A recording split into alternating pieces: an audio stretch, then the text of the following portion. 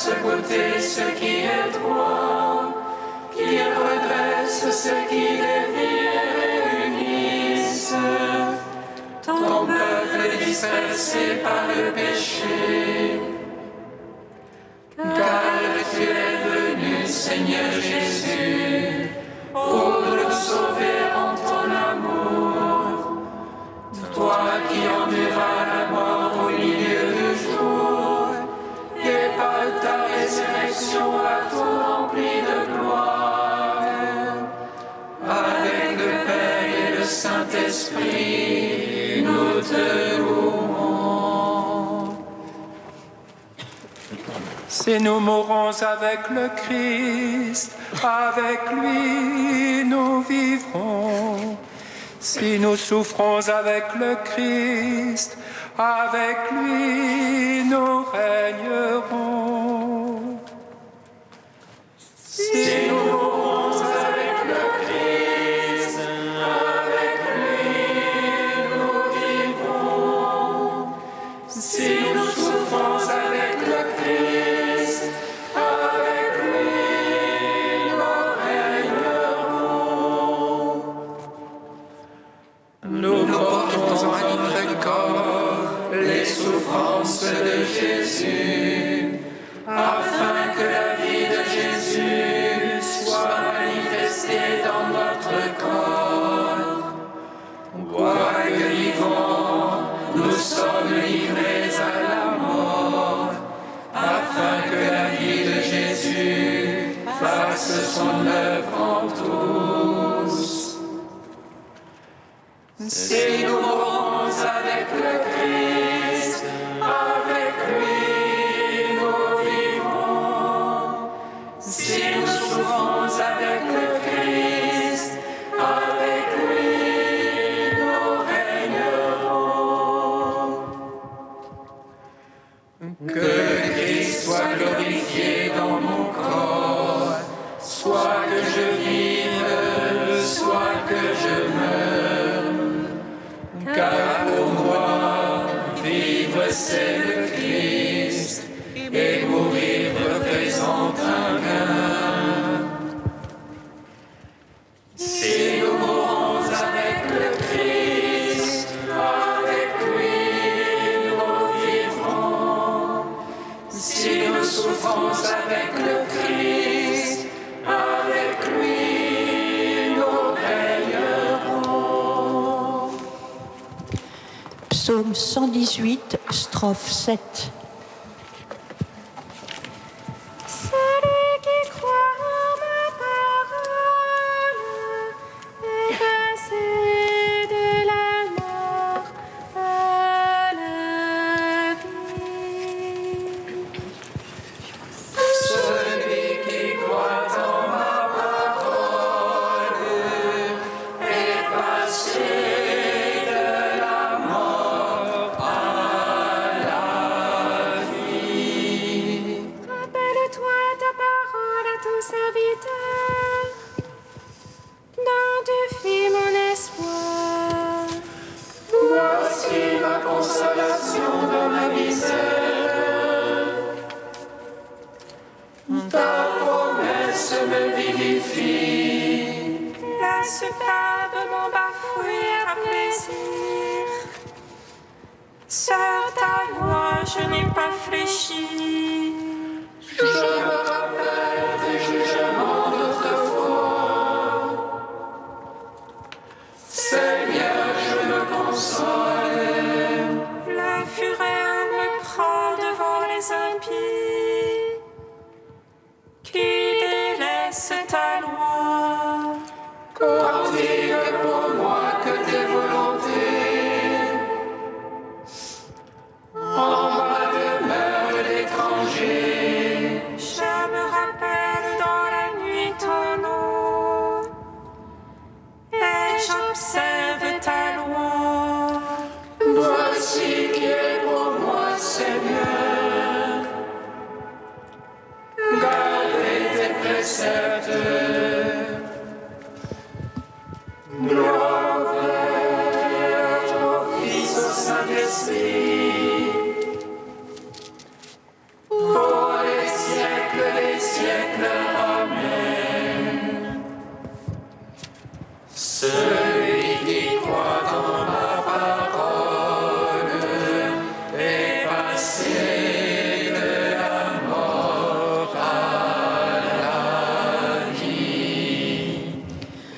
Psaume 12.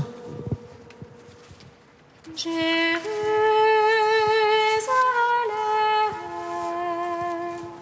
Jérusalem, que Dieu essuie toutes larmes de nos yeux.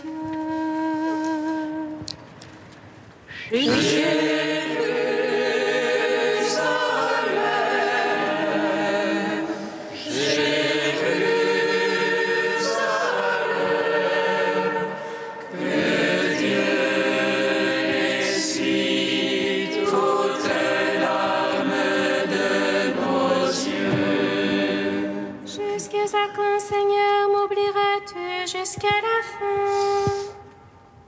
Jusqu'à quand, mon Dieu, me vas-tu cacher ta face? Jusqu'à quand mettrai-je en mon âme la révolte? Jusqu'à quand mon adversaire aura-t-il le dessus? Oh, mon cœur, le chagrin de jour et de nuit. Jusqu'à quand, mon Dieu, me vas-tu cacher ta face? Regarde, réponds-moi, Seigneur mon Dieu. Illumine mes yeux que dans la mort je ne m'endorme. Que l'adversaire ne dise je l'emporte sur lui. Que l'oppresseur n'exulte à me voir chanceler. Pour moi, Seigneur, en ton amour je me confie. Que mon cœur exulte, admire en ton salut. Que je chante au Seigneur pour le bien qu'il m'a fait. Que je joue pour le nom du Seigneur le Très-Haut. Gloire au Père, au Fils, au Saint-Esprit. Pour les siècles des siècles. Amen. Jérusalem, Jérusalem, que Dieu essuie toute larme de nos yeux. Psaume 13. L'insensé a dit en son cœur, non plus de Dieu. Corrompu, abominable leurs actions, non plus d'honnête homme. Des cieux, le Seigneur se penche vers les fils d'Adam. Pour voir s'il en est un de sensé, un qui cherche Dieu. Tous ils sont dévoyés, ensemble pervertis. Non, il n'est plus d'honnête homme,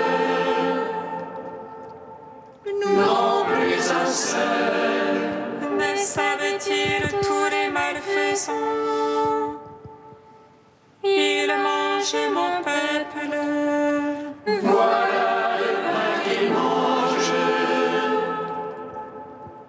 Il n'invoque pas Dieu. Alors ils seront frappés d'effroi, sans cause d'effroi. Car Dieu est pour la grâce des justes. Le Seigneur est son abri. Vous bafouez les visées du petit, mais le Seigneur est son abri. Qui donnera de Sion le salut d'Israël. Le Seigneur amènera son peuple. Lorsque le Seigneur amènera son peuple, allégresse à Jacob et joie pour Israël. Gloire au Père, au Fils, au Saint-Esprit.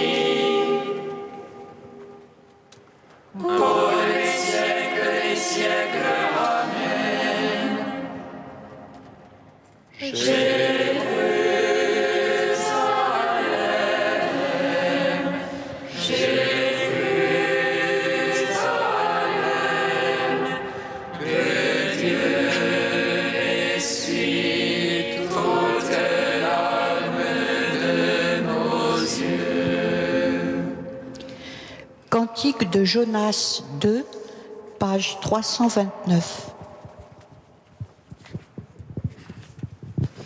Dans ma détresse, je crie vers le Seigneur, et lui me répond.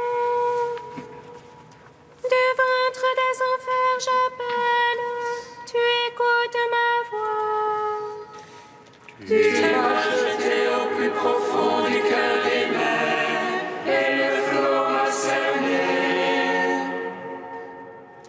Des ondes et des vagues ensemble ont passé sur moi. Et je dis, me voici rejeté de devant tes yeux. Pourrais-je revoir encore ton temple saint? Les eaux m'ont assailli jusqu'à l'âme, l'abîme m'a cerné. Les algues m'enveloppent la tête à la racine des montagnes. Je descendis au pays dont les verrous m'enfermaient pour toujours. Mais tu retires ma vie de la fosse, Seigneur mon Dieu. Quand mon âme en moi défaillait, je me souvins du Seigneur. Et ma prière parvint jusqu'à toi dans ton temple saint. Les servants de vaines idoles perdront leur faveur, mais moi je t'offrirai des sacrifices d'action de grâce. J'accomplirai les vœux que j'ai faits, du Seigneur vient le salut. Rendons gloire au Père Tout-Puissant, à son Fils Jésus-Christ le Seigneur, à l'Esprit qui habite en nos cœurs, pour les siècles des siècles. Amen.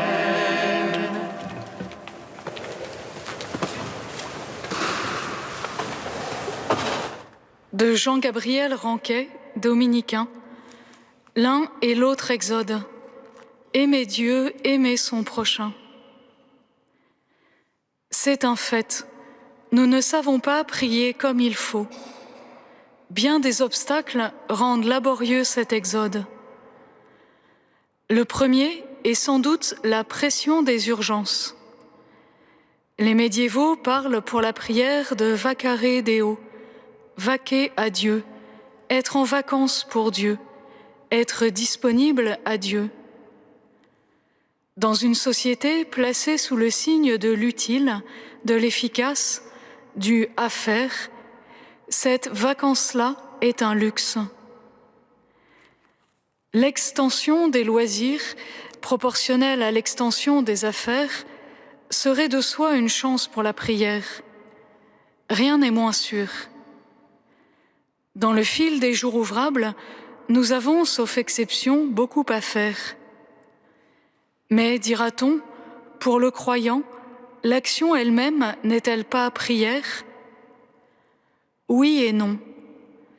L'action est prière si prière il y a déjà, si s'encastrent dans nos journées ces moments où, toute affaire cessante, gratuitement, nous nous mettons en vacances pour Dieu. Moments brefs peut-être, mais intenses, qui ouvrent en nous ce cénacle où l'Esprit vient se faire le souffle de notre vie. Alors oui, au sortir de ce cénacle, l'action est prière. L'Esprit nous pousse plus loin que par nos seules forces nous ne pourrions aller. Nous agissons du fond de sa présence et sans la dissoudre. Si nous savions prier, nous saurions créer, écrivait le père de Moncheuil. La prière, en nous plaçant au contact du Dieu vivant, nous fait bénéficier de sa puissance créatrice. C'est fou le temps qu'on perd à ne pas prier, disait aussi un homme pourtant harcelé de besogne. Nous relevons souvent de la parabole des invités aux noces. Nous esquivons une invitation décisive pour nous. Pression des urgences. En réalité, la prière est la première urgence, ou plutôt l'urgence fondamentale, qui ne fait pas nombre avec les autres. Elle les porte toutes.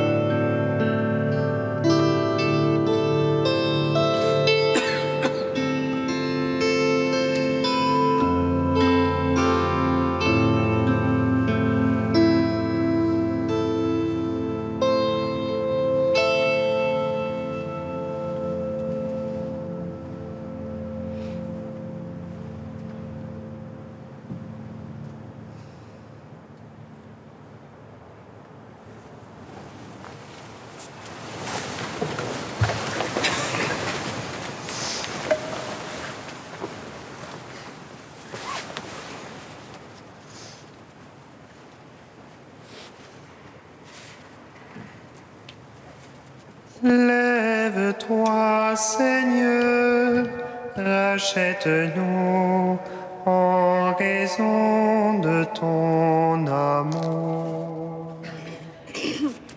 Lève-toi, Seigneur, rachète-nous en raison de ton amour. La parole du Seigneur fut adressée à Jonas. Lève-toi, va à Ninive, la grande ville païenne. Proclame le message que je te donne sur elle. Lève-toi,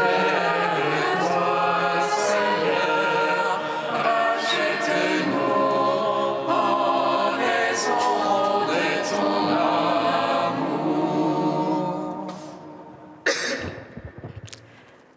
Lecture du livre du prophète Jonas. La parole du Seigneur fut adressée à Jonas. Lève-toi, va à Ninive, la grande ville païenne, proclame le message que je te donne sur elle. Jonas se leva et partit pour Ninive, selon la parole du Seigneur. Or, Ninive était une ville extraordinairement grande. Il fallait 3 jours pour la traverser. Jonas la parcourut une journée à peine, en proclamant Encore 40 jours, et Ninive sera détruite. » Aussitôt, les gens de Ninive crurent en Dieu. Ils annoncèrent un jeûne, et tous, du plus grand au plus petit, se vêtirent de toile à sac. La chose arriva jusqu'au roi de Ninive. Il se leva de son trône, quitta son manteau, se couvrit d'une toile à sac et s'assit sur la cendre. Puis il fit crier dans Ninive ce décret du roi et de ses grands. Hommes et bêtes, gros et petits bétail, ne goûteront à rien, ne mangeront pas et ne boiront pas. Hommes et bêtes, on se couvrira de toile à sac, on criera vers Dieu de toute sa force, chacun se détournera de sa conduite mauvaise et de ses actes de violence. Qui sait si Dieu ne se ravisera pas et ne se repentira pas, s'il ne reviendra pas de l'ardeur de sa colère? Et alors nous ne périrons pas. En voyant leur réaction et comment ils se détournaient de leur conduite mauvaise, Dieu renonça au châtiment dont il les avait menacés. Gloire à toi, Seigneur, louange à toi. Gloire à toi, Seigneur, louange à toi. L'ordre de Dieu avait de quoi surprendre Jonas.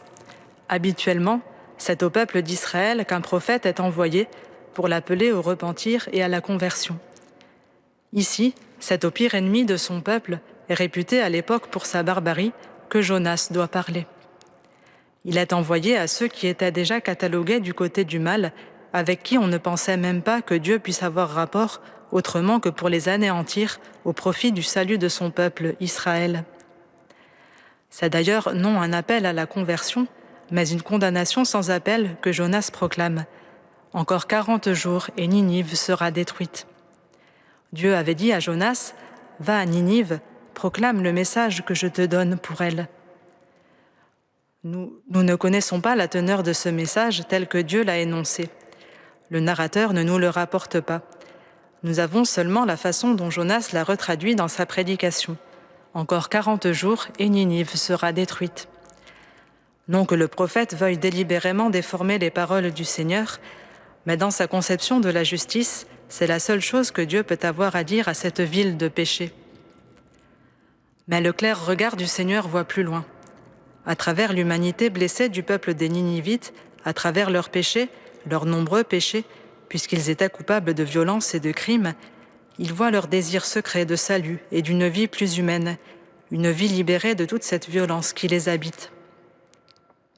Et le Seigneur a vu juste. Alors que le message de Jonas était une condamnation sans espoir, n'appelant même pas à la conversion tant le châtiment de la ville lui semblait être dans l'ordre des choses, les Ninivites prennent la décision d'essayer d'attendrir le cœur du Seigneur. Comment alors Dieu ne se laisserait-il pas toucher? En effet, les Ninivites, aussi pervertis soient-ils, sont aussi ses créatures. Et leur désir de survie, leur désir de ne pas périr, montre qu'ils accueillent cette vie qui leur vient de Dieu comme bonne. Vouloir conserver sa vie est sans doute le plus primaire des oui que l'on peut donner à Dieu.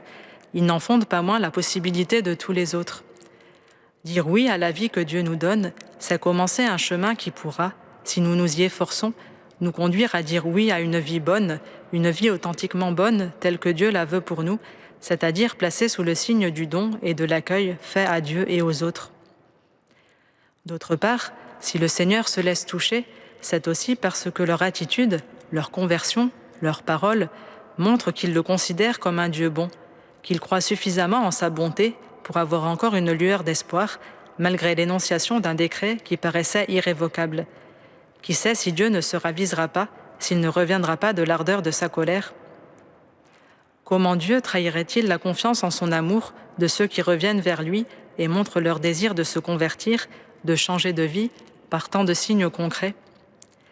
L'attitude des Ninivites suite à la prédication de Jonas montre qu'ils sont prêts à laisser de côté ce qui faisait leur assurance et qu'ils en sont capables. Par leur jeûne, ils manifestent qu'ils abandonnent l'appui de toutes les nourritures terrestres qui pouvaient leur donner de la force. Par l'échange de leurs manteaux luxueux contre des vêtements de deuil, ils montrent qu'ils sont prêts à quitter l'apparence de puissance qui les faisait regarder avec crainte par les hommes des autres nations. Et effectivement, Leur geste fou de confiance, leur folle espérance est récompensée. En voyant leur réaction, Dieu renonça au châtiment dont il les avait menacés. Jésus, faisant allusion à ce récit, se présentera un jour comme celui qui est bien plus que Jonas. En effet, s'il est celui qui amène les pécheurs à la conversion par sa prédication, il est aussi celui-là même qui pardonne. Lui aussi accueillera avec bienveillance les gestes un peu fous de confiance que des hommes et des femmes auront à son égard, et ceux-là ne seront pas déçus. Gardons donc l'espérance dans le pardon du Seigneur et dans sa capacité à redonner vie pour nous et pour les autres. Ainsi, il pourra déployer sa miséricorde dans toute notre vie.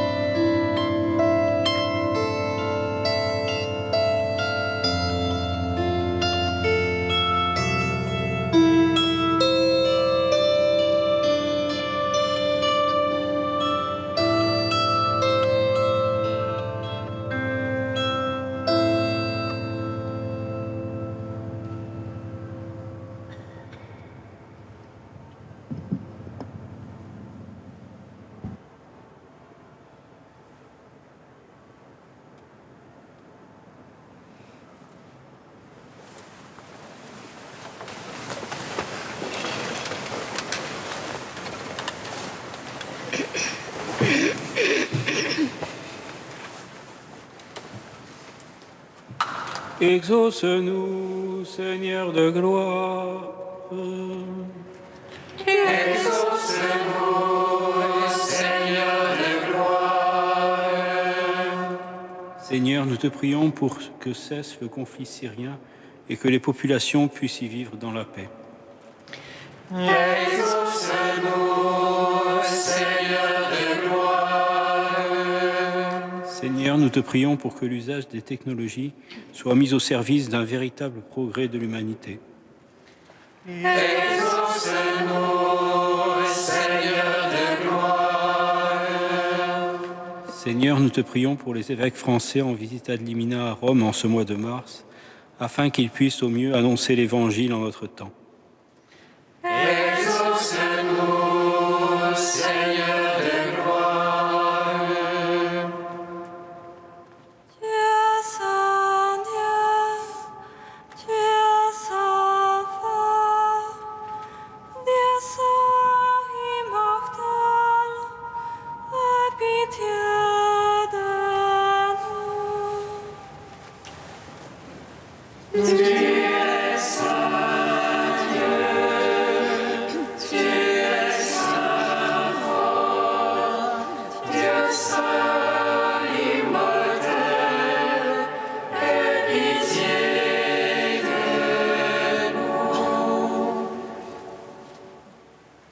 Tu es saint Dieu, tu es saint fort, Dieu saint immortel, aie pitié de nous. Gloire au Père et au Fils et au Saint-Esprit, maintenant et toujours et dans les siècles des siècles. Amen. Dieu saint immortel, aie pitié de nous. Tu es saint Dieu, tu es saint fort, Dieu saint immortel, aie pitié.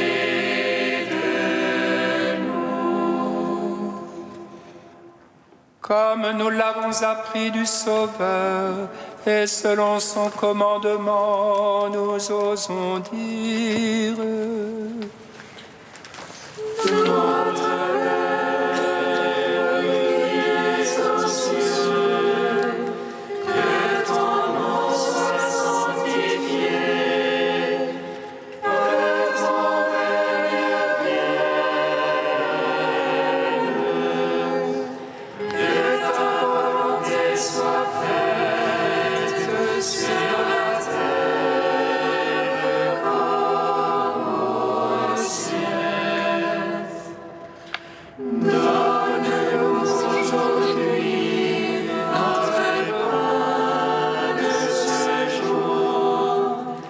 Pardonne-nous nos offenses, comme nous pardonnons aussi à ceux qui nous ont offensés.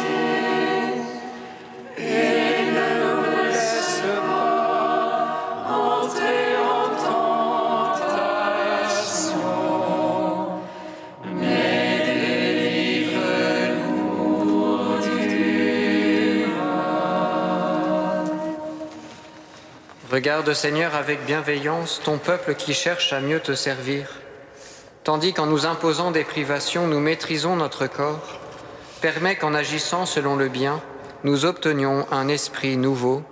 Par Jésus-Christ, ton Fils, notre Seigneur et notre Dieu, qui vit et règne avec toi et le Saint-Esprit, maintenant et pour les siècles des siècles. Amen.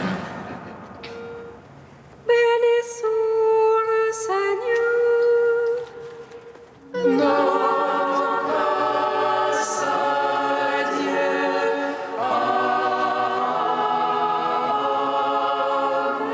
Amen. L'ange annonça à Marie qu'elle serait la mère du Sauveur.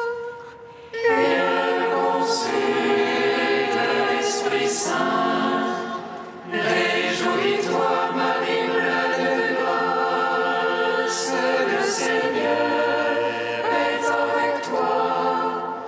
Tu es bénie entre les femmes, et Jésus, le fruit de ton sein, est béni. Voici la servante du Seigneur.